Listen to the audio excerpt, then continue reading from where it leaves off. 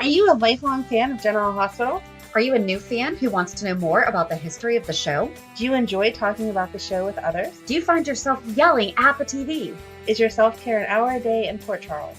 If so, we invite you to join hosts Amanda Kimmel and Shannon Coach at the place where all the hidden conversations take place and secrets are revealed. Meet us at Pier 54, a General Hospital fan podcast. Hello. Hi. Welcome to the Port Charles 411. Today is kind of part 2.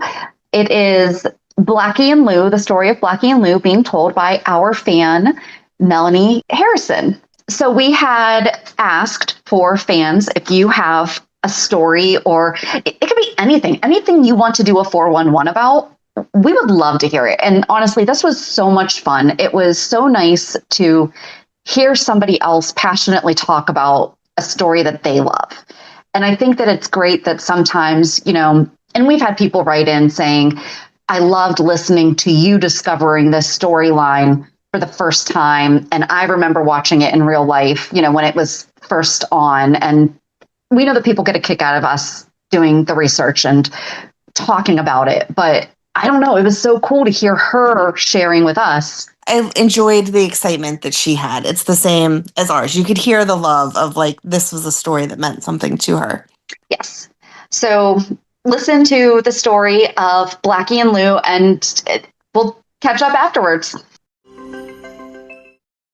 It's it's an interesting story. And so if you look on, I've checked all your research sites that you cite when you talk, like Fandom and the General Hospital Wiki, and there's nothing.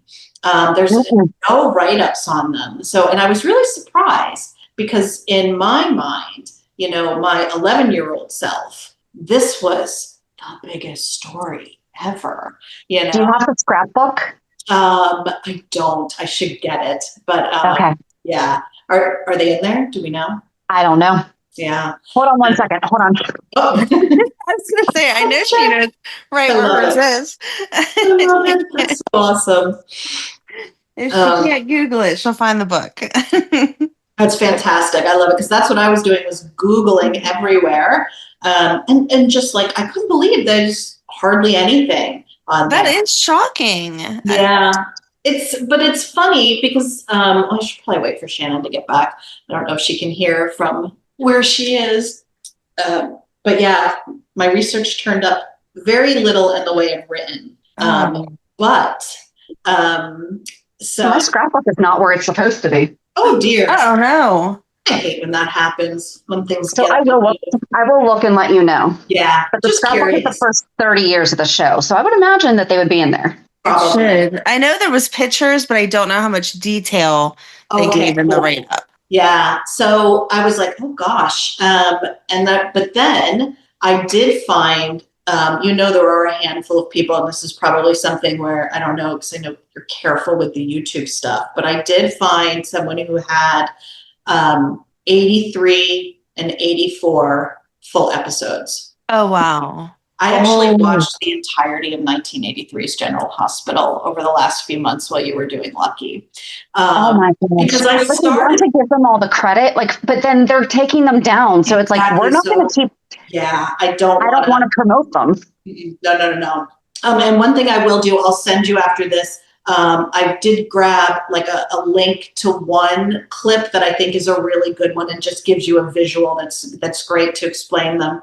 But it was funny because I started off fast forwarding just to get their story. But I got so into everything else that I started watching the whole episodes.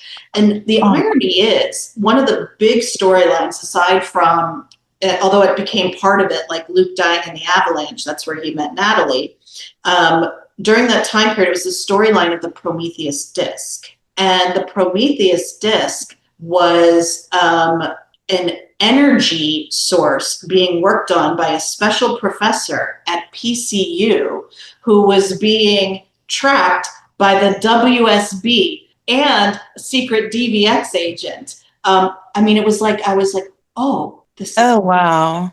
Yeah, because we've had people. Max, that's one of our little buddy Max. His one of his favorite storylines was that Prometheus disc. Yeah, but It's awesome. I think he watched it with his parents. I think it was probably on YouTube, but like I don't know it. Yeah. Like I've never gone back. Oh, because it's the whole year. I mean, they're missing some episodes, unfortunately, and a couple of ones that I would have loved that one, but almost the entire year's worth of episodes. So I got to watch the whole thing back again. I got to watch at the same time Robert and Holly falling in love, which was so sweet. And I realized a few things quickly. One, how different, General Hospital was. Like I said, the cast of characters, like, oh, I remember him, I remember her. The story of Blackie and Lou is a little different than I remembered.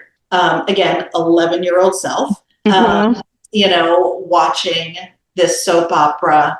And I'm now thinking I might understand a little bit of some of the bad choices I made with men in my younger days, because I'm like, oh my God, what is this behavior? Why did I think this was such a sweet couple? Like, what's happening here? It's just some of that problematic behavior that you see when you go back and watch some old episodes. The way men talk to the women sometimes was just crazy. So, all right, let me jump right into it. I did write it up, so I'm going to read it out. I might stop at a few points to give a little background because there was some fun stuff. All right. For it. So Blackie Parrish was a street kid who had been taken in by the Weber family. Louisa Lou Swenson was a runaway who had run afoul of some very bad men. One day in February of 1983, Blackie was hanging out at Kelly's Diner and made a new friend, Jimmy Lee Holt, after admiring his motorcycle. They were getting to know each other in the diner, chatting with Rose. Shortly after leaving Kelly's, Blackie found teenage Lou being manhandled by a creepy guy on the docks. Blackie was able to get her away and realized right away she was not going to be okay on the streets alone. She was an angry girl, but it was obvious to Blackie that her anger was covering her fear. Lou resisted, but finally agreed to let Blackie help her find a place to stay for the night and to get her some food. When he comes back the next morning, she is not happy with the arrangements he made. She complains about the lack of heat, how grungy the room is. She's not happy she only got moldy cold cuts and bread to eat. Blackie defends the situation, saying he warned her it wouldn't be fancy, but she continues to complain. He then tells her he used to live here. Was your mom a cockroach? She asks nastily. My mom is dead, he yells at her. This seems to make her feel bad. She hesitates. But I need something hot to eat, she says again. After some more arguing, Blackie agrees to get her some food and says he'll be back. Blackie goes back to Kelly's and starts raiding the kitchen. Jimmy Lee, who lives upstairs, questions if he should be able to take food like this. Oh, I do it all the time, he says, and writes down a note and leaves an IOU for Rose. As he's short on cash, she's got no more delivering flowers job. So Jimmy Lee says, hey, I can help you out with a job. Well, that could be tough with my school schedule, but Jimmy Lee says, no problem. My construction crew is renovating the student union at PCU. Blackie's excited for the opportunity to come work with him. Blackie brings the food back to Lou, where she starts to shovel it into her mouth like it's been years since she's eaten. As she's gulping milk directly from the carton, she picks up the newspaper he had brought with him and freaks out. Blackie takes it from her to see what upset her. The article is about a teenage girl found strangled on the waterfront. She clearly knows something about it. You're in big trouble, aren't you? He asks her. Lou is running from someone but won't tell him what happened. He tries to get her to open up to him, but she refuses. She is clearly terrified. This is why you're hiding, isn't it? He asks as he holds the newspaper. You knew her, didn't you? She's distressed. She doesn't want to talk about it. You don't know nothing about it.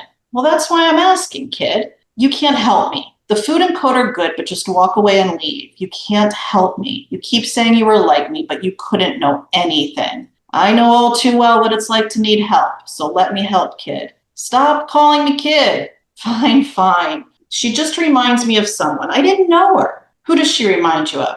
My sister? Was your sister killed too? You don't hear me, do you? Stop asking. I don't know. She took off. No one has seen her. Who was that guy trying to hurt you? I ran away from home and he offered to buy me a meal. Blackie grabs her arm and pulls her close. He lowers his voice and says quietly, look, he is chasing you and you're scared. I want to help you. You just have to level with me. Lou looks at him, and for the first time, it seems like she may believe him. The next day, Lou gets restless and anxious. She decides to go out. When Blackie comes back with breakfast and she's not there, he gets worried and goes looking for her. Blackie goes to Kelly's and sees Robert and Rose talking on what looks like a serious matter. What's up? The girl just came through here and stole money off the counter. Was she blonde? Blackie asks. And then he shouts, I have to go. He runs out, convinced it must have been Lou. He finds her back at his old apartment and confronts her about stealing. He convinces her to stay put and promises he will get her more food and some clothes. He goes to the Weber house where Leslie is preparing a dinner for one of the newer doctors at the hospital, Grant Putnam, who, side note, is the DVX agent chasing the Prometheus disc that no one knows about. Blackie sneaks off to Amy's room where he raids her closet for Lou. While the family is in the living room entertaining, Blackie makes off with some of the dinner Leslie had been making. He then makes excuses for why he can't stay and runs out of the house in a whirlwind, leaving Rick and Leslie to roll their eyes, and also leaving them confused as to why they don't have enough food to feed everyone. After a few days, Blackie decides to hide Lou out in the construction trailer at PCU. He knows he can hide her from Jimmy Lee and be close to her on campus so he can watch out for her. Lou sets up shop, sleeping in the trailer at night and attempting to blend in on campus during the day. Blackie tries to help Lou, but she refuses to let her defenses down. She's demanding and hostile with him. She's not happy with the clothes she brought him and demands a sweatshirt. It soon becomes obvious she wants to hide in clothes too big for her so she can avoid attention from men. Blackie gets frustrated and says, you can't take care of yourself, kid. You need help. You have to stop being so hostile and start being nice to people. He tries to explain he learned the hard way to let people help him, but she's not hearing him. He finally goes to get her a new sweatshirt. When she asks how he knew her size, he said, I just got the biggest one so it would fit as bad as possible. He then hands her a sandwich. What is it? Corned beef. Ew, gross, she says, then proceeds to eat half in one bite. He tells her she eats like a pig. She starts to yell at him and he tells her not to talk with her mouth full. She gets exasperated. Then don't ask me questions or look at me. He has to get home to dinner. She should go back to the trailer. And do what? Here, read this. And he hands her a copy of Wuthering Heights. She rolls her eyes and says, whatever. Lou slowly starts to let her defenses down. She discovers that she actually enjoys reading Wuthering Heights. She even manages to strike up a conversation with a couple of students. And she starts to think to herself, maybe I could have a life like this. Maybe I could go to school. Blackie and Lou are slowly starting to trust each other. He asks her to go to the end-of-year school dance with him. She's anxious and says she could never fit in somewhere like that. But he encourages her and says, yes, you can. He manages to get a dress from Amy's closet for her. Lou finds an empty dorm room to get ready in. When she comes out to meet him, he cannot believe how beautiful she looks. They go to the dance and have a magical night. Lou can't believe that something so wonderful can happen to her and she can have so much fun. What they don't realize is their picture is snapped at the dance. And the next morning, that picture is in the newspaper. And unfortunately, Augie saw it. Augie is the slimy henchman of Tony the Hand, the same guy who Blackie saw roughing Lou up the night he met her. Tony is a mobster from out of town who is bankrolling Scotty Baldwin's waterfront project. Mm-hmm. Oh. When Lou sees her picture in the paper, she realizes the danger she is in now. She goes into a panic, grabbing her things, telling Blackie that she has to leave. She has to run. She has to calm down, kid. He says, it's going to be okay. I can protect you. No, you can't, she yells back. You can't protect me. You don't understand. Tell me, he yells back. Just tell me what happened. Don't you trust me yet? And it seems she finally does, because she tells him the whole story. Lou tells him that she ran away from home because she was mistreated by her parents. On the bus, she met a girl and they became friends. Her name was Jody. Blackie interrupts her. Jody was the girl killed on the waterfront? Lou nods. When Jody and Lou arrived in Port Charles, they were quickly found by Augie. He had a habit of finding and preying on young girls. He knew the signs of runaways and he knew they were vulnerable. He knew how to talk them up and make them feel safe, and it wasn't long until he had convinced them to come back to his apartment. Tony was there when they arrived. It didn't take long for the girls to realize they had made a bad decision, but it was too late. Tony lured Jody into another room. It wasn't long before Augie was all over Lou, but she fought him off. They were struggling when they were both startled by a scream from Jody from the other room. Lou managed to get away and ran out of the apartment, never looking back. She's dead. She's dead. and I just ran away. It's not your fault, Blackie says. Lou just cries quietly, remembering it all. Blackie is determined to save her. He begs her to go to the police. Please, you don't understand. He's my friend. Scorpio is my friend, not just the police commissioner. He will protect you, please.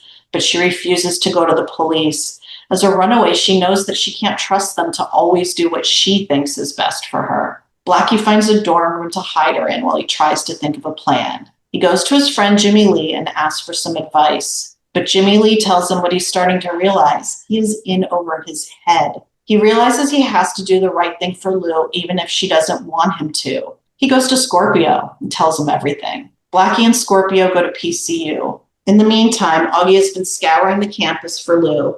With the newspaper of her picture, he asks around, and finally, he finds Tommy Hardy, who says, of course, that's Lou. Tommy's one of the friends she has made at PCU through Blackie, and unfortunately, without knowing what he does, he sends him off to find her. Augie arrives at the dorm room and eventually knocks the door down. Lou is cowering in the corner. He comes at her, and just as he is about to strike, Scorpio and Blackie arrive. There's a struggle, but Scorpio shoots Augie dead.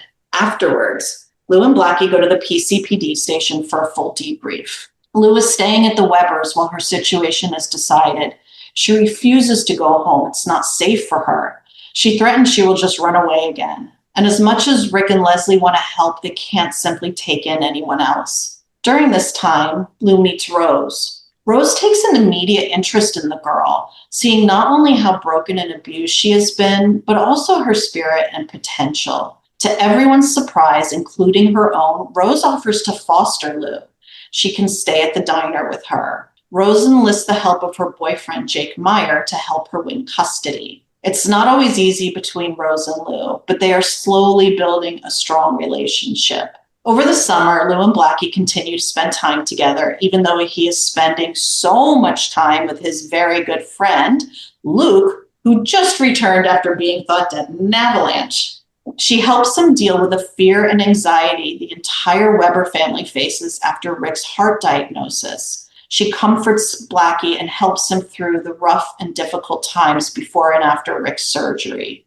Blackie helps Lou face the challenges of school. She is determined to pass her GED so she can go to college like Blackie and Tommy. After all, she was able to pretend to be a co-ed. Why can't she do it for real? Lou is devastated when she finds out not only is she so far behind she can't get her GED, the high school wants to place her as a sophomore. Sophomore? She can't possibly be a sophomore. She's mortified. It's Rose who calms her down and helps her see that she can still achieve her dreams. Start summer school now, and if you really apply yourself, maybe you won't need 3 full years to finish high school, and then you can go to college. Over the next few months, Blackie is spending more and more time at the casino with Luke. He's not just working for him there, but he's also a big part of his mayoral campaign. Lou is sad that Blackie doesn't seem to have as much time for her anymore. Rose encourages Lou, but also warns her to be careful with her heart. One day at the diner, Jimmy Lee notices Lou is down in the dumps. Do you know about love? She asks him. He chuckles and then tells her, love is like a roller coaster. Fast and fun, but you need guts to get on the ride. Right then, Blackie comes in with a pretty blonde from school. Lou waits on them and her jealousy grows. He yells over to her, can I get some more coffee, kid? Lou is furious. My name is not Kid, she yells as she dumps coffee in his lap and storms off to the kitchen. Later that night, as Lou is closing up the diner, Blackie comes back. He admits he's confused. She asks him, do you want me to be your sister or your girlfriend? I love you, Blackie, she says quietly. Why? He asks her. You changed my life. And besides, do I need a reason to love someone? Talk too much, he tells her. It's 'cause I'm nervous, she says. Of what? Hesitantly, she kisses him. And after a moment, he kisses her back. Rose and Jake come home and interrupt them. Blackie leaves with Jake. Rose asks Lou what happened tonight. And Lou answers, something beautiful, Rose. Lou goes to the casino to see Blackie. He has been staying in Luke's apartment there while he is out of town. No one else is there, and they make love for the first time. At New Year's, Lou decides to spend the night with Blackie. They stay at Luke's apartment. In the morning, Blackie is meant to go to Rochester, but he decides he would rather stay in bed with Lou. When Rose wakes in the morning and Lou isn't there, she panics. She calls the Weber house and asks for Blackie, but Mikey, who had assumed he'd already left for Rochester, says he's not there. Thinking that Lou is not with Blackie and then not knowing where she can be, she reaches out to the police. She calls Bert Ramsey and tells him he has to get to the diner immediately as Lou is missing. Bert comes to the diner and promises to start looking for her. He alerts the police and a search is out. When Lou is found, Blackie is arrested for statutory rape. It's a big mess, but eventually Scorpio is able to get Blackie out of trouble. Unfortunately, the incident almost causes Rose to lose custody of Lou. Child Protective Services is concerned that Rose can't handle Lou. Jake, Lou, and Rose attend a custody hearing, where it's Lou's impassioned pleas to stay with Rose save the day. Blackie decides as much as he is good at math, drums are his passion, and he wants to start a band. He and Tommy get a couple other guys together and start auditioning singers. At first, Lou is jealous of all the pretty girls auditioning, but in the end, it all works out because the best audition was Amy. Blackie resists the idea at first. He does not want his annoying sister in the band, but eventually he has to admit she's really good. One day after their show, Blackie is approached by Steffi Brand, who represents Jay Pirelli, a well-known music executive. Steffi is interested in the band and wants to give them a shot. After another audition, Steffi confirms she will sign the band, but on one condition. They have to lose the singer. Blackie tries to fight it, but in the end, he gives in and tells Amy, "You're out of the band." At the next practice, Steffi brings the new lead singer she has picked out for the band. Blackie and the Riff Raff meet Frisco Jones. Yep. I know. I didn't know that Amy sang. She was fantastic. I didn't know that. Full on 80s crimped up hairstyle and the outfit. She was fabulous. God, I loved her. So the fact that our new Amy also sings, that is really mirroring Amy. They didn't just give the gossipy blonde. It was everything. Wow. Yeah. It was those are some fun scenes. Amy auditioning for the band and her and Blackie fighting over her being in the band. It was so much fun. And she was very upset when she got kicked out, but of course she went back to her music or her nursing. So everything was fine. And now we have Frisco Jones who shows up. So soon the band is working on their single Sneak Attack. It's a huge hit all over the radio. And as the band consumes more of his time, Blackie has less for Lou.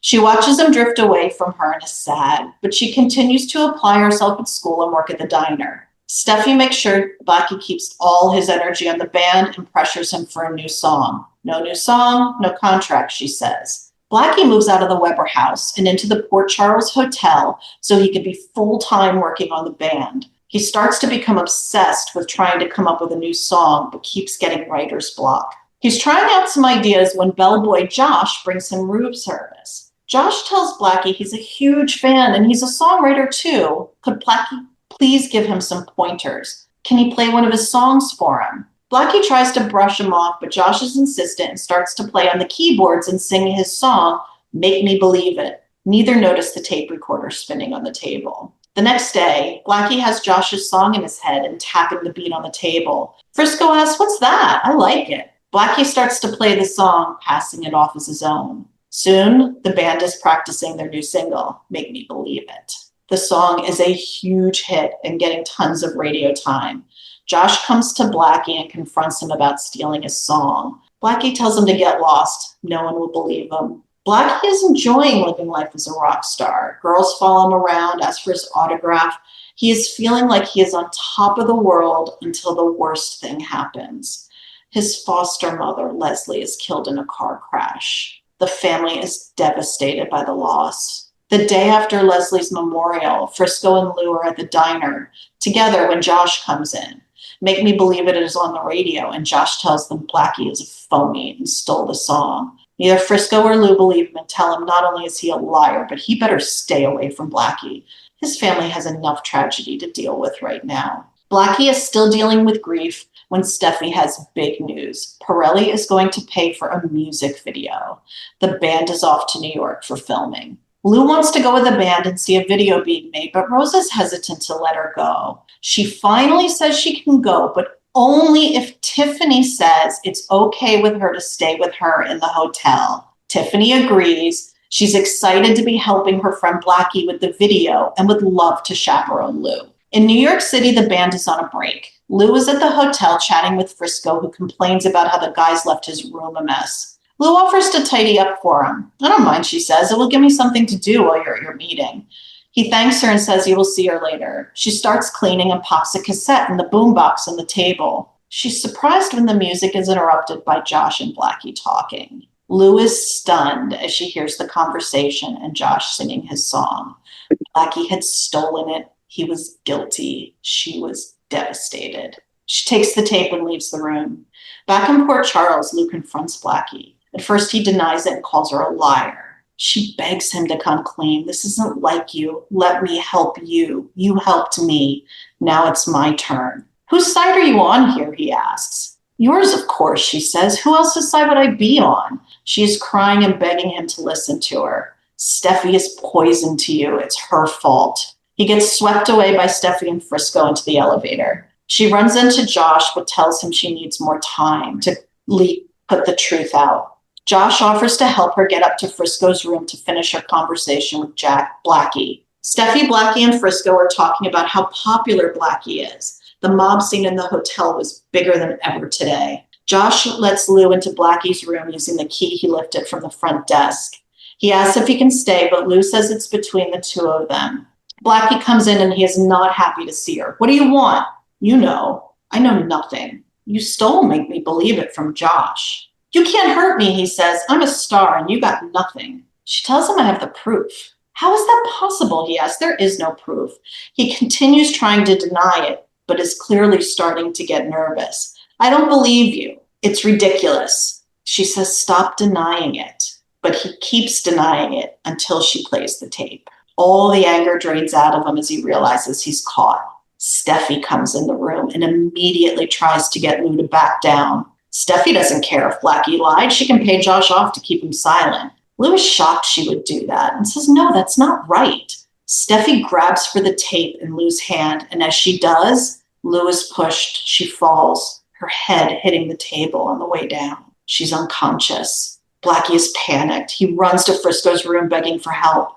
Frisco runs into the room and immediately takes charge. He calls an ambulance and tries to help Lou. Blackie is a wreck.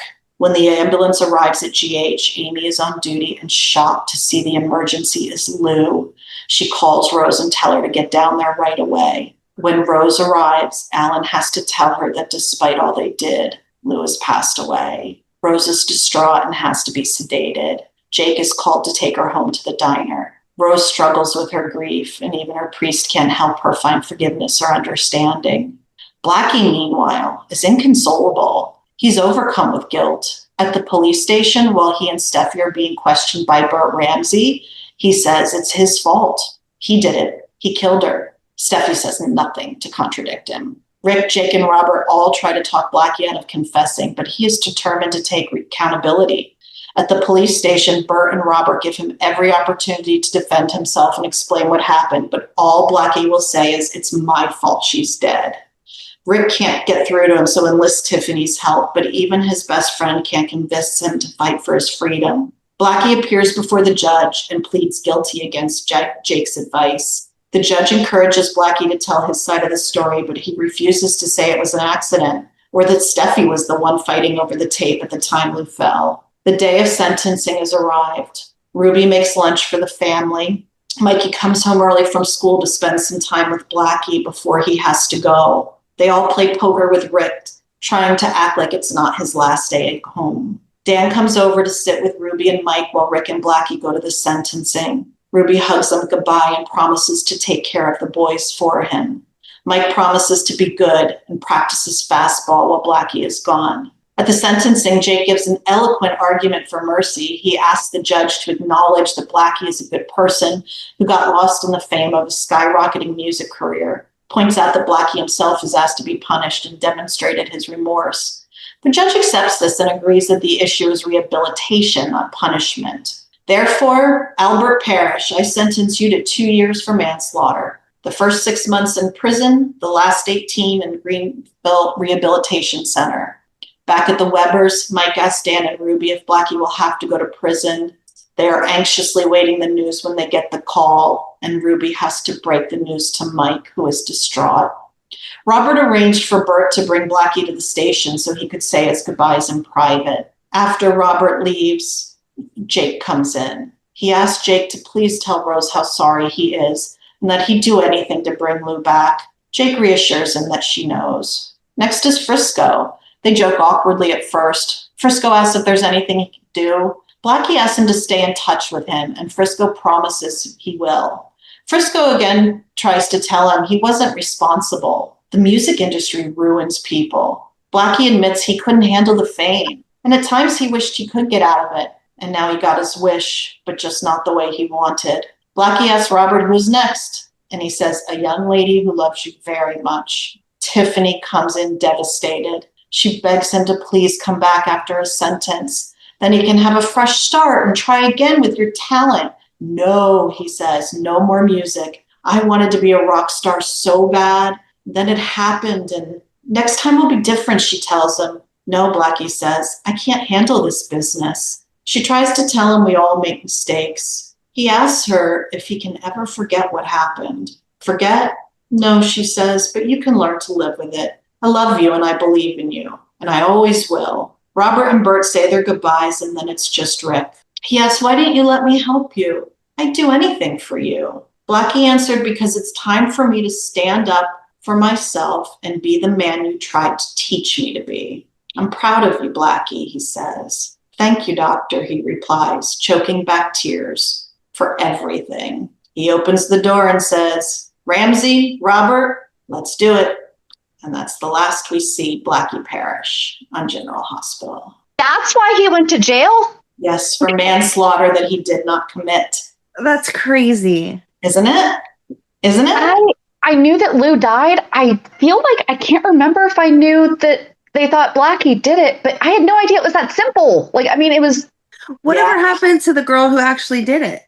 Steffi, she went on to continue trying to promote the band. And I don't know for sure, but I think eventually she might have gotten caught when Frisco became a cop. I think he went back and investigated Lou's death, but I'm not 100% sure. Okay. Because it's so funny to me because my memory, like I remember just thinking that Lou was so like tough and spunky, and I just like admired her resilience, right? Especially as a young girl, like she's all tough and punk and no, I'm going to take care of myself. But then it turns out, no, I like to read and I want to go to school. And, you know, like I just thought that was great.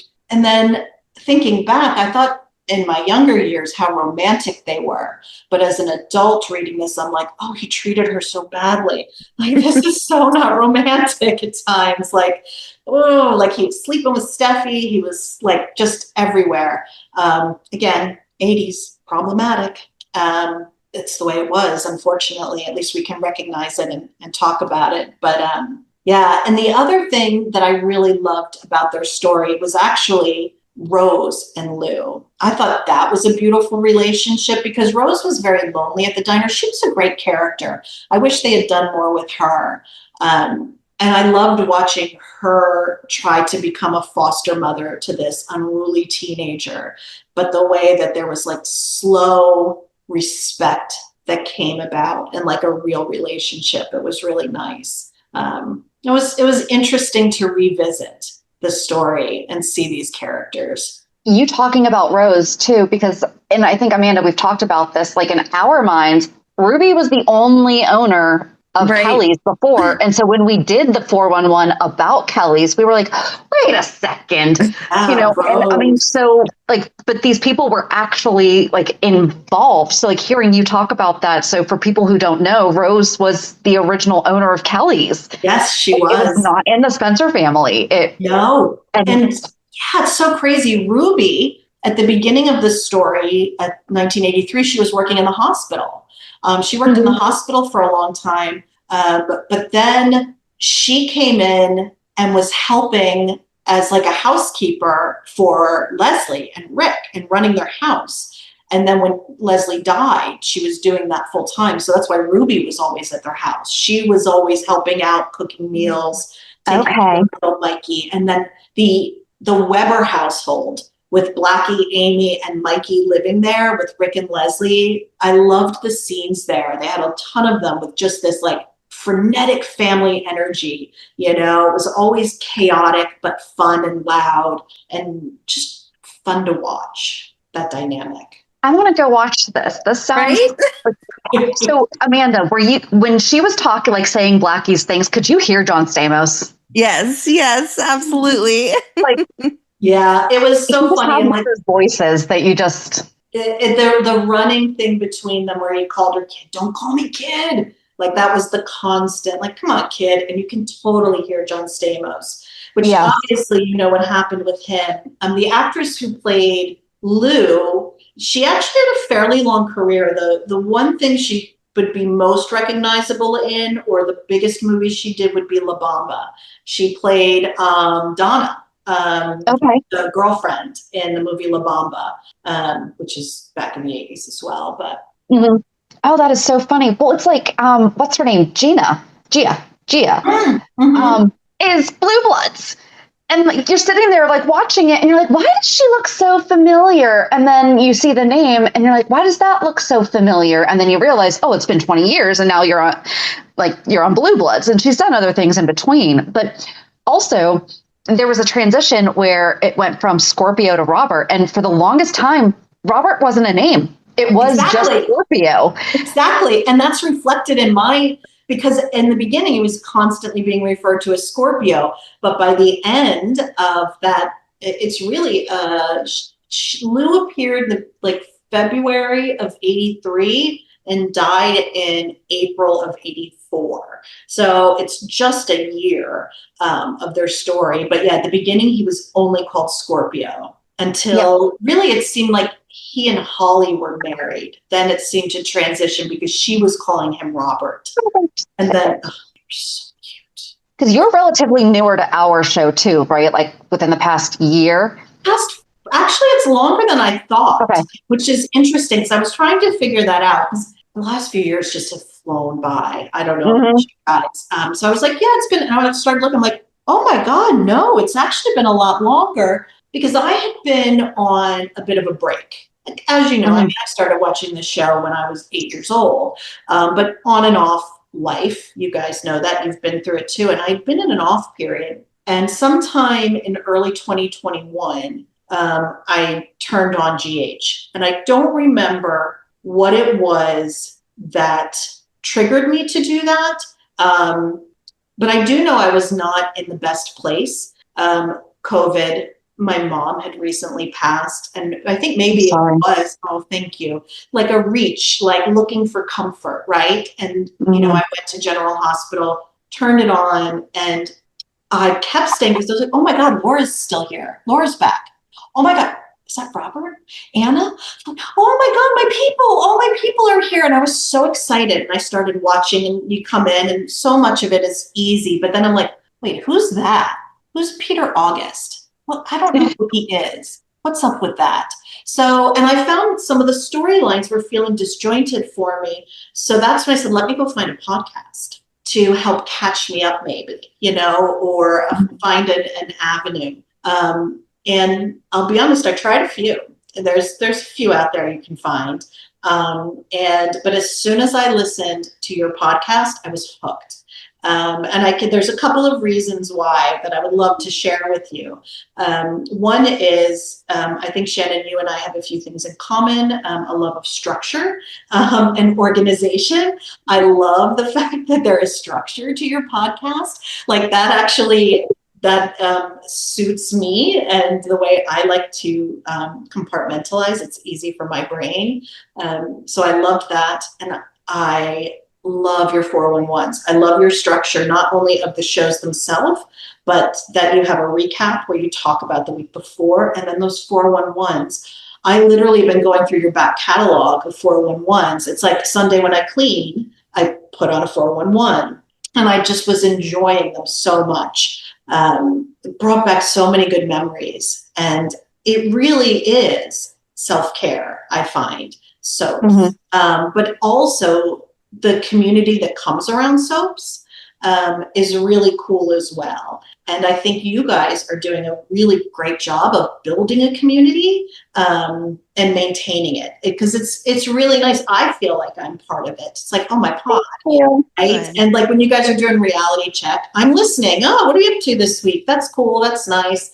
And hearing all the takes, it's a great way to have a chat about GH every week, or to hear other people chatting about it the same way I do. So thank you for the shows. Very appreciated. No, I appreciate the reason I was asking is, did you listen to the one where we played the General Hospital board game? No, but I will. So that's when we found out that Scorpio was only Scorpio, because that's his game piece. It's just Scorpio. And we were like, why is it just a Scorpio? And that's when we figured out that, well, no, because we did do a 411 back in the very beginning, before we did the research we do now. We will one day go back. We're going to have to redo Robert when Robert passes. We're going to have to redo Robert. Yeah. Yeah. We should probably start on that. It's so tough when you have these characters with decades of stories. Yes. I mean, decades. And there was so much crammed in. Like even in that 1 year I watched, like so many little side stories, like Bobby and Monica being held hostage by an angry husband of a woman who died in the hospital cafeteria. That took up a couple weeks, inside the big structure. I loved those old structures where you would have one big overarching storyline that took up at least a year, maybe a year and a half. And then you have all the little bits in between with all the characters that tie in, but also are sometimes separate and can have a level. But now, and I get it, the way they have to film it's so condensed. Only so many people on screen at a time. I hate that. Like the nurses' ball, I want everyone there, not just some. I get you can't do it all the time, but for the nurses' ball or for a funeral, you bring everybody in. Absolutely. Although it did make sense when they didn't have the kids at Monica's. I did get why that really made sense, though, just because I think maybe because of how close the kids were to Monica, and not that it wouldn't have taken away from it, but I almost feel like we wouldn't have had, if Jason were taking care of Danny, we wouldn't have had Jason processing the way that he did. Yeah, I agree with that. I think Monica's was well done in that respect, and they explained it well. Mm-hmm. Like the last nurses' ball, there was hardly anyone there. Yeah. Right. It was like 6 tables. Yeah. Right. It was like, it made and we were not at one of them. No. So. Yeah. It's like, at least for the big occasions, bring them all together again. Because I miss them. No, I agree. And for those who don't know, so Leslie Weber did obviously come back to life, and that is Laura's mom, who at Monica's funeral had just come down with a bug. Yeah. And the actress Denise Alexander passed away this year. So we're going to have, so now I'm wondering, will Blackie come back? Because remember for the 50th, Lucy was like, well, it was supposed to be Blackie performing, because I was always under the impression that like he was in jail for like an infinite amount of time. 6 months is all that he was sentenced to, with 18 months of rehab. Yep, exactly. So I definitely thought that like he was away. He was locked away forever and everything, and that it was going to be a bigger deal if he actually came back. But I wonder if Blackie will come back for that. It would be really interesting. And that is, I mean, as much as John Stamos, that would be so cool. But in theory, you could recast that because it's been so long, right? Since he's been he still talks about it. He still talks about the fact that GH is where he got his start. So I think a one-day cameo. Well, he did that. That'd be interesting, because he did it when Scott, Lucy, and somebody else went to LA and they saw John Stamos. And it was like, we did this when we covered Deception, because they were going there to take a meeting with somebody in LA, and Scotty said something about how he loved him on like that soap opera that he did. So, I mean, it was like an insane twisted meta that it's like, I love it. But you were his character that you worked with, but I think that'd be cool if just one day, or have him do like a video message or something and say like, okay, we never had Amy die. Right. No. We never did. It was just, I mean, they've obviously addressed it since, and she's on the wall, but like Amy never died. It was, But I feel like that was before they really started paying attention. Not that they didn't pay attention, but that'd be something for us to track. When did they actually start acknowledging like the actors? Was Steve Hardy the first? It might have been. That, when John Berardino passed away, was that the first time that they really truly acknowledged real life? But he would have passed before Amy, and I know her name right now, and it's escaping me. Shel Kepler. Thank you. Yeah. I remember just because I've been watching her so much recently, and she was so much fun. She was a fun character. They really sidelined her quite a bit, but she was a lot of fun. The whole Weber family was a lot of fun. There was so much energy there between Rick and Leslie and the three kids. I really enjoyed that, watching that aspect of it. Yeah. And my only other takeaway was we need to retire the name Jake. It's done. It's done. Jake Weber last. Done. I think so. Jake Meyer, though, he was a great character. I really liked him. He was ahead of his time. That was a whole nother interesting relationship, he and Rose. They had all these challenges because he was Jewish and she was Catholic. And they talked a lot about that. And his Jewish uncle and her Irish Catholic friend became friends. And they're like, how come you two can hang out? You don't want us to be together. And they ended up splitting up because of their religion. Because they couldn't agree how to raise the kids. But the actor who played Jake, I saw a really interesting video after Jackie Zeman passed. Are you familiar with Michael Fairman? He did a video where he had the actors who played Jake, Tony, Scotty, and Scorpio all talk about Bobby. It was Bobby's husbands and Robert Scorpio. After she had passed, and they talked about her. It's on YouTube. You can find it. I'm gonna have to find them. And telling their stories about her and how much they loved her and playing, with her. And Tristan told a story about how they had thought about hooking the two of them up. At one point, they were going to put Bobby and Scorpio together, but it didn't work out, and they went in a different direction. But that wasn't that interesting. Yeah. Well, that's her best friend's sister. That's you can't. Exactly. No, he's going to go with the best friend's girlfriend instead. Right. Exactly. That's fine. That's fair play. He's dead. It's a whole different thing with the sister. Exactly. Oh my gosh. Mm-hmm. This was so much fun. You did a great job. Thank you very much. Well, I did have time to do my research. Thank God. I'm so glad it worked out that way because I enjoyed it so much.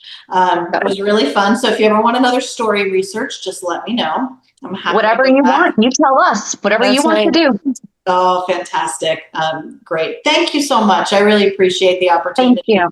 It's great. Well, thank you so much. This is wonderful. We'll definitely have to do this again. I would love to. Thank you so much, guys. Great to meet you. You too. I'll be listening to you soon. Take care. Bye. Okay, I thought that I kind of knew the story of Blackie and Lou-ish. I barely knew Lou, but I definitely thought that I understood Blackie's character more. No. I had no idea. I knew who the actor was. I knew it was a big storyline, but that's why I thought it spanned years and years, that they were not like Luke and Laura level, obviously, but a major story that played out for a very long time. It was a little over a year. That's crazy. How long was he on for? Hold on. Yeah, I don't know when his start date was. Hold it. He was on from 82 to 84, and then again from 92 to 94. He got out of jail? Wait. Was it played by a different character? By a different actor character? No, it's only been John Stamos. 92 to 94? And his thing, okay, why does it say no? Okay, I don't know what that was saying, 92 to 94. According to fandom, according to just the basic Google AI, it says 82 to 84 and then 92 to 94. But when you get into his fandom, it is just 82 to 84. So he first debuted, and this is where my mind goes because that was the year that I was born. He debuted on January 28th, 1982. So JD was born. I was just recently conceived. Oh, geez. Because I'm a September baby. So. Oh, geez. Yeah, I was almost 2 then. Wow. So he wasn't on for very long either. He was on he left in April of 84. So he was on for just over 2 years. Yeah, I had no idea. I definitely thought he was on for longer than that. And I thought their love story was longer.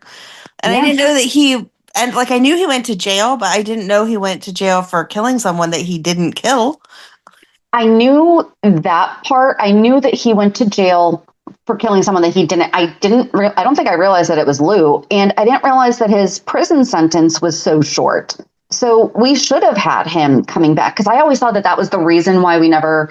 Because when Lucy referenced him for the 50th anniversary, Right, it was like he ball. went away for 30 years. Right. So I thought that it was, oh, cool, he's out and now he's back to touring and everything. He has been out. He's been out since like 1986. But he said he wasn't going back to music. So, but still, people say that all the time and then they change their mind. Not if you blamed music for taking the life of your girlfriend. If he actually processed it correctly and realized that that was ridiculous.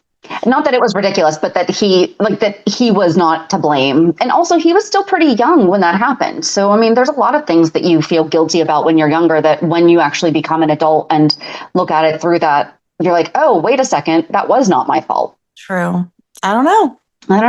But like I said, maybe we'll get him to do a little comeback for, unfortunately, Leslie's final funeral. That would be nice. We better get one. I mean, Laura just mentioned her mom, so I don't feel like we're forgetting her. Right. I think they'll wait a few more months because they don't want to do funeral on top of funeral. It would be perfect just in time for the holidays. Instead of killing a baby this year, let's just have a legacy character die.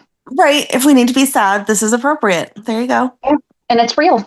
It would make sense. I feel like that would make sense to have Leslie pass during the holidays.